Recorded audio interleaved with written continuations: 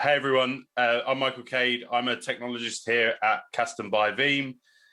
For those that have been following Tech Field Days, you might have seen me on other Veeam Field Day type events, and I've just been shifted over to focus around technical content community over with Kasten. So to get things started, I kind of want to just kind of level set where we are. So back at the end of 2020, David Hill from Veeam, just after we acquired Kasten, did a really good overview of Kasten K10, and obviously we've evolved since then as well. Lots more features, lots more functionality, and I want to get straight into that as well. But just for if you've not come across Kasten at all, I think this is a good paragraph of what it is we're focused on and what we're doing. So purpose built for Kubernetes, and Kasten is focused around easy to use, scalability, and security. So for a backup, restore, disaster recovery, but also application mobility. And that's some of the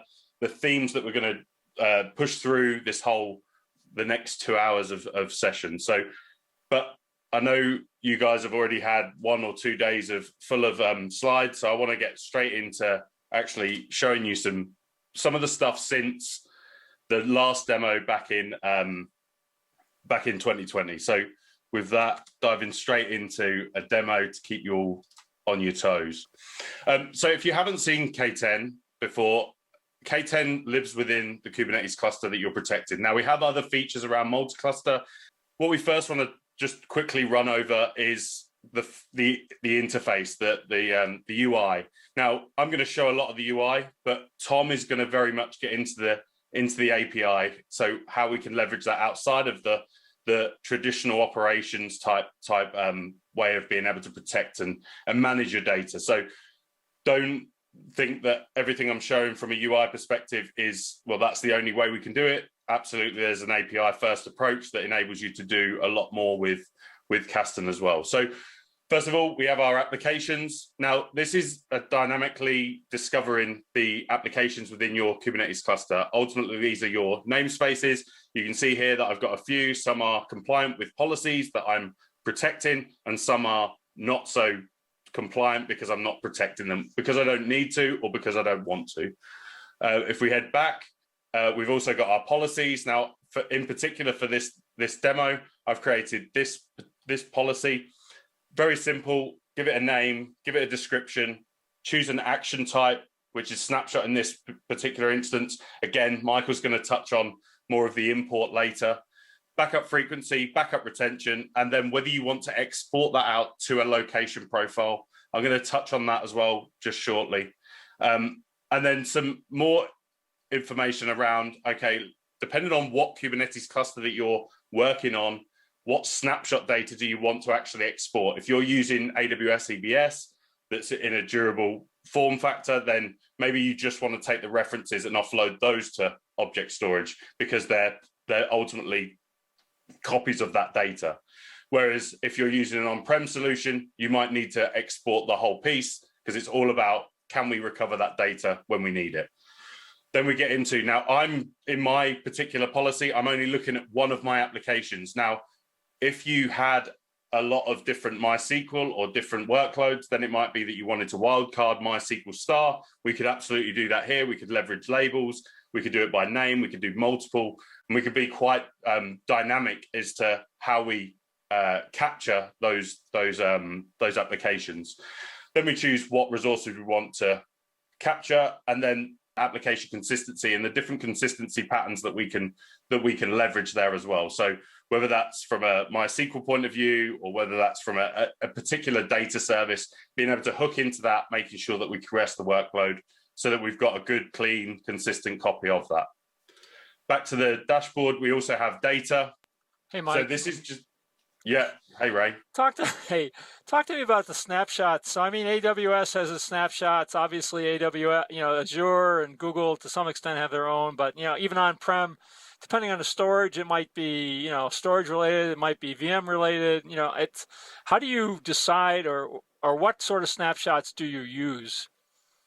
So this will use if your application data is sat on managed CSI, which is what I'm using here in Azure, then we will leverage the underpinning snapshot technology underneath. Now, when we export that, we use our own system to be or our own data mover to move that data over into object storage.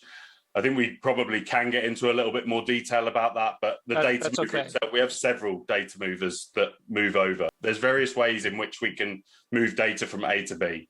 All right, thanks. But I think the important thing there, Ray, is that, well, we hide that away from the UI as well. So it's the simple hit the button and make sure that you've got that data protected. So just to quickly catch up on the data usage, it just gives us a little visual snapshot of what our backups from a storage point of view are like some visualization of, okay, our object storage wise, we're using 75 meg.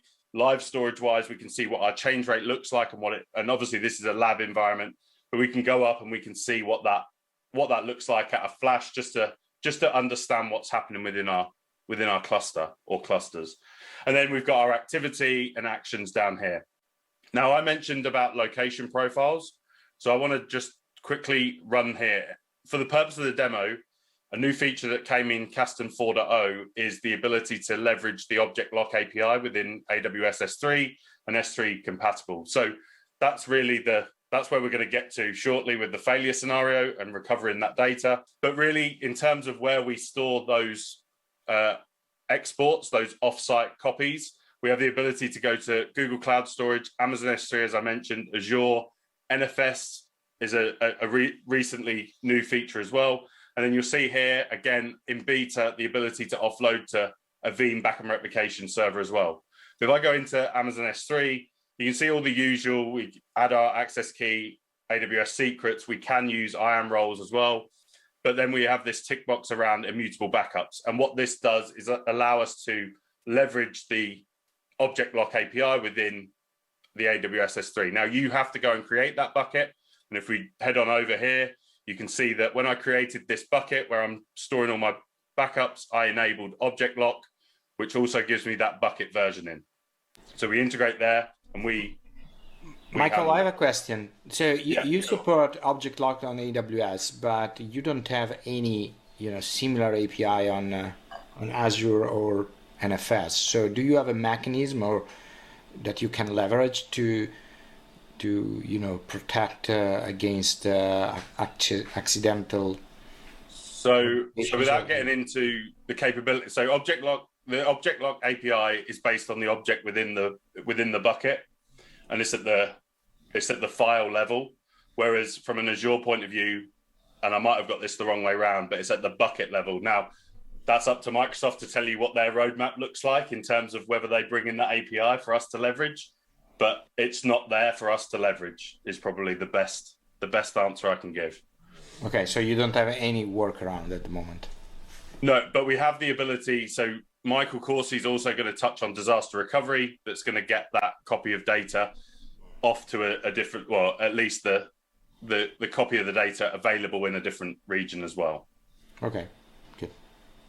Okay, so that's a very quick overview of that. Now I'm going to attempt the demo. So first of all, I have a very, very simple stateful workload running MySQL. And here you can see I have some names and I have a balance, right? Everything all looks good. I'm taking a backup of that in that policy that I also showed.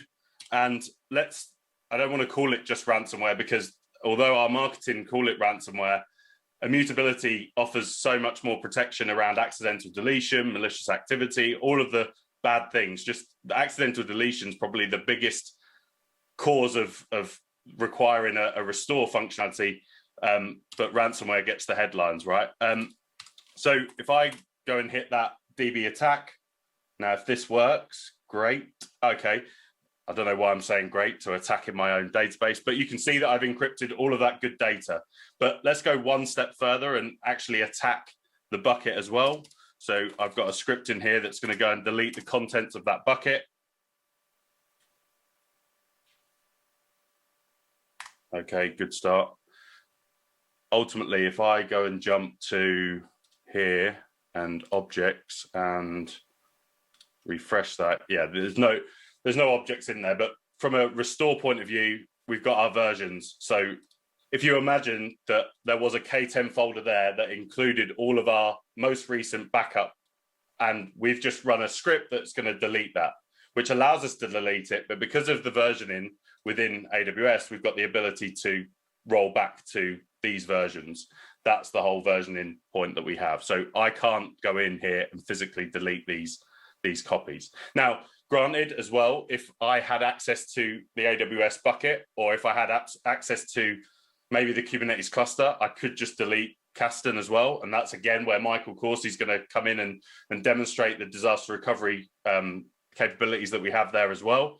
But I wanted to just show the level of this restore functionality. So, okay, so we have a database that is fully encrypted and unusable. So we come in here to our applications, and you can see here that I have all of these restore points. These ones, the green ones, if you can see the green ones, they're the exports that are out now on our AWS S3 in that version control. Blue ones are our snapshots, our local ones. So let's go ahead and let's bring back one of those. Now, in fact, while that's doing that, let me quickly also just show you what these restores look like, because this is obviously I'm showing you the failure scenario and being able to get that data back up and running as fast as possible back into production. But maybe we want to take that MySQL database and we want to bring it back as a clone, maybe my production or my clone app or something. So we've got the ability to do that. Maybe also we want to choose the artifacts and the specs that we want to bring back as well. So we can choose what we're actually bringing back into our environment. And be very granular around that. And remember, this can be in that application consistent state as well. So now if the demo works, and everyone will say that I've been risky for at least showing this. So what we should start to see under, let's run kubectl, get pods, namespace, my production app. Okay, so the restore is running. This takes about 4 minutes to start.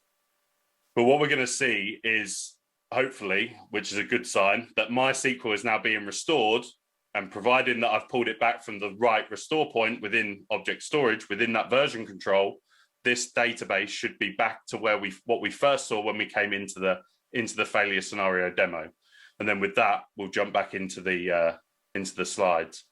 I have a question about, ransomware and Kubernetes in general. I mean, Kubernetes is already more air-gapped than, a file server or a Windows machine or, for several reasons. So are you doing this because you expect that ransomware attacks will become smarter and will attack also this part of an infrastructure, or is it already happening? Because I never heard about ransomware attacks on Kubernetes, but everybody's working on it. So completely agree, Enrico. There's some out there, some use cases around where I think it was called Hildegard at the beginning of 2021, which was focused on like crypto mining within Kubernetes clusters. And I get what you're saying is that it's kind of more air-gapped and more secluded, more away from like the traditional infrastructures or platforms. But ransomware is one use case, but malicious activity and accidental deletion is still very much a thing. And even more so, I would say, when you're running the ability to use code that can manipulate data, and you make a code change that implements the wrong thing on data, and it might not be as invasive as encryption, but it's still a use case to be able to make sure that point in time copy of the data is recoverable. So like I say, I think marketing, and I think a lot of marketing go after ransomware. I would be, as a technologist, is that there are a lot of other scenarios, failure scenarios that could really benefit from this protection. Okay. No. Thank you for being realistic. Okay. No worries. So my quick question. So I'm guessing that, let's say our Kubernetes infrastructure no longer exists. In addition to the data that was deleted, we can restore this to an alternate platform different distribution, different location, I'm guessing? Exactly that. So that's something that Tom and Michael are actually going to be demonstrating in their sessions as well. But yes, the flexibility of K10, we don't really mind what that source Kubernetes cluster looks like, where it comes from. We've got the ability to restore that wherever we need to. We have something called application transformation that Tom's going to actually show a few parts of that as to how we can manipulate it. Like, for example, being able to change the storage class. Like if I'm going from managed CSI within Azure, but I'm going to AWS with their storage class choice, there's no choice for managed CSI. So we need to manipulate that or transform that so that when it comes up at that secondary location, we can convert that. I think does that help, Adam? Yeah, absolutely. And then during the restore process, I'm guessing you have the ability to change network connection details, like how that application is exposed as well, to account for any of those differences. Yeah. So again, Tom will touch on that in a lot more detail, but we can manipulate whatever that configuration looks like. Great. So, and you can see here, obviously, all good. We're able to recover back all of our data. So really what I showed was, I didn't really show the enabled immutability. It was already there because I didn't want to be in there showing you what that looks like. But basically, we run a check against the AWS S3 bucket if you enable immutability to say, yep, you're all good, and you can proceed to enable immutability with a retention period set within there as well. Then we obviously create the backup, which sends that out to our object storage. We protect our backup by exporting that out into object storage, and then we able to restore that in the fashion that we just walked through. So I guess now I'll kind of take a step back and start to talk about, I guess, the mission, the mantra, whatever you want to call it from a Kasten point of view.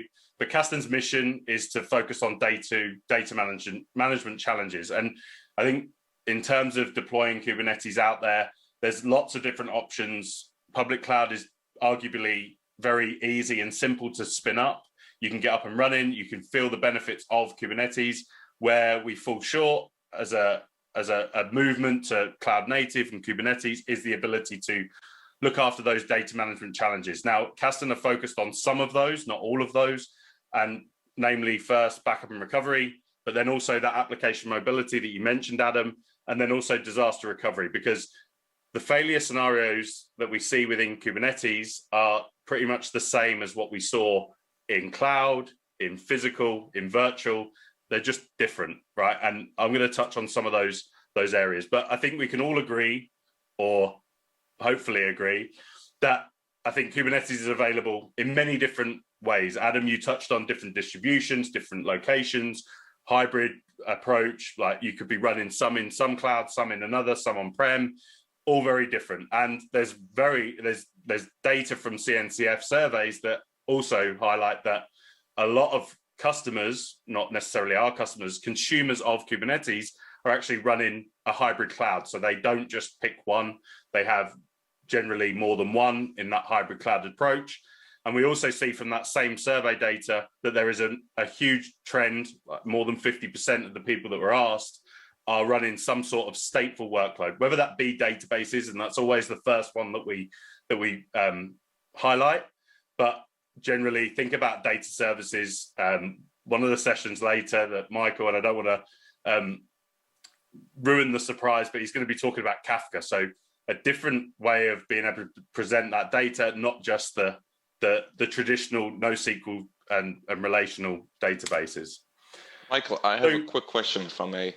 Yes, especially about database backup. Is there some application awareness built around it? So the database, no transaction logs, and as you know, database don't like just being cold backed up and restored. Exactly that. So that's, again, something that Tom is going to go much deeper into. That's using something called Canister for that application consistency. But yeah, good question. Is a database is a database. It still needs that application consistency when backing that up, whether it's in your Kubernetes virtualization or even RDS, for example. I'll whiz through these quite quick because I think you're probably all seeing the same. So from a customer ask, they want something that speaks the same language as Kubernetes, something that sits within and can also adopt the same workflows and flows as Kubernetes itself, like leveraging the same APIs. that layered consistency, that goes back to what Nico just said about applications. So being able to make sure that we can have consistent copies of that data just in case a bad thing was to happen. Freedom of choice, we're not just focused on one Kubernetes distribution, like there's a wide variety of different options out there. So we obviously want to be able to, or customers want to be able to protect that regardless of what they're using. But then there's also that whole shift left and being able to offer this not to the traditional platform operator or engineer, infrastructure admin, but also how do we incorporate that into our CI/CD pipelines? How do we leverage that? And again, Tom is going to touch on GitOps as part of his session as well. So when we get to Kasten, obviously our focus is, well, we're built for Kubernetes, and those familiar with Veeam know that we were built for virtualization. We focused on an agentless approach to protecting virtual machines, where everyone else was going to agents. And we focused on leveraging the native vSphere APIs to be able to take those consistent, application consistent virtual machine backups. And that's very similar to what we're seeing from a Kasten K10 point of view, is that Kasten K10 lives within the same Kubernetes cluster, but also leverages the same APIs and exposes those APIs for you to be able to leverage them and create good copies of your data. And with that, then that promotes the ability to still leverage the same Kubernetes security fundamentals. So around RBAC and OIDC and token authentication, but also the public cloud being able to leverage IAM and other authentication models around that. And then naturally, and I know this is another one that Tom's going to touch on, is this rich ecosystem of everything being leveraged here. So I don't want to get into too much, but it is, you've all seen the CNCF landscape. It is pretty vast and pretty overwhelming. And then I think probably the biggest similarity from a Veeam point of view is that ease of use. It needs to be simple, but it needs to be simple from a operator point of view who needs the UI to set and forget those backup jobs, those backup policies. But then it also needs to be simple to consume, leveraging that native Kubernetes API. So they're really the key focuses from a Kasten K10 point of view. And then just going a little bit deeper into that, and I think there's kind of 5 key areas to touch on. One is that freedom of choice that I already touched on. I already touched on the policy-driven management that we're also seeing from a virtualization, even a cloud-based workload protection. And that obviously continues from a cloud-native protection point of view. And then application-centric, again, it's like I paid you money, Nico, to ask me that question. Obviously, that's massively important, regardless of the application, regardless of the platform that you're in, and then having some sort of observability into your environment, your backup, your data management process, and then being able to, probably the most important here is being able to meet the recovery objectives, but also making sure that they work, being able to run those clone jobs in between so that you know that the data is good as well. So it's focused on the application. But really, the 3 key points here is that being application-centric, it's not just about a virtual machine running SQL. It's not just about a pod that is running MySQL or any other data service. Obviously, an application consists of many different constructs, artifacts, specs, whatever you want to call them. But really, they all make up that one application. Like we mentioned in the UI, we're going to discover all of those namespaces, but the ability to capture all of them in one snapshot, but then also one export as well. So abstracting that underlying infrastructure, but coordinating that in the fashion that it needs to be done, because we live and breathe that same Kubernetes API and all of that stuff inside the cluster.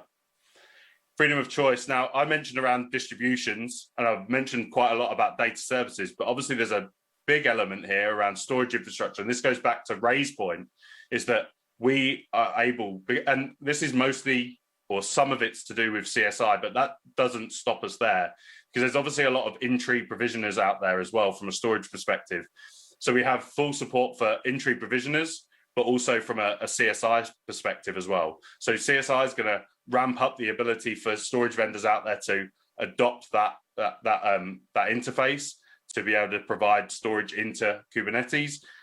We're going to take advantage of that from our point of view, but we also realize that there's a lot that's not going to be in that position, and they'll be using an in-tree provisioner until they have the opportunity to potentially move out of that.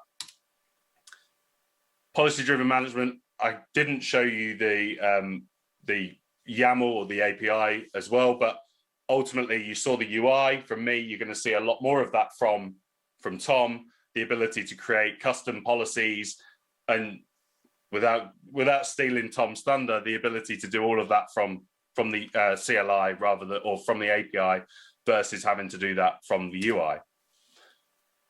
And again, you saw this in the demo, the ability to quickly see what's being protected, what's not, what's the data look like from a source point of view, but also from a backup or a snapshot and backup or export point of view, what's happening with my jobs and what's happening in the last 24 hours, a quick view of the monitoring and what we do in there. And without going into the architecture of Kasten K10, we have integrations into Prometheus, or we leverage Prometheus to capture that information as well. And then obviously, how fast can we recover that? That's been a big mantra from a Veeam point of view, but how can we get back the data that we need as fast as possible? And whether that be like we just shown back into the same cluster, whether it's to a different cluster, different distribution, different cloud, different storage, we've got the ability to be able to be quite granular when it comes to how we recover. So I kind of already touched on this, so K10 from a deployment model lives within the Kubernetes cluster. So if you've got 10 different Kubernetes clusters, we deploy K10 in each individual cluster. Now, to make that management simple, we have our multi-cluster tool that allows us to manage all of those in a global type function. Again, Michael may touch on that. If we've got time, we can go into it a little bit more deeper later. So I've mentioned a lot about leveraging the orchestration platform APIs. So Kubernetes API is the strong buildup of everything that Kasten's doing, but also infrastructure APIs. So being able to hook into whether it's OpenShift, whether it's VMware, whether it's just CSI drivers for the various different storage vendors. And then more importantly, again, going back to Nico mentioned around the application framework, but it's optional, is we have application blueprints that exactly what Nico said, we have to be able to speak the language of the database server to be able to coerce that and get an application consistent copy of that data. So there's 3 angles and 3 integration points that we deal with there. I just wanted to kind of touch on this, is that this is just another example of how we're sitting and where we're storing that data. But this gives us the ability to offload this. So we also, the architecture within Kubernetes for Kasten, we have multiple different pods within the Kasten-IO namespace, one of them being a persistent volume that holds our metadata and catalog. And then we are offloading that into object storage, but then you also saw NFS, you saw Veeam backup servers as well coming down the line.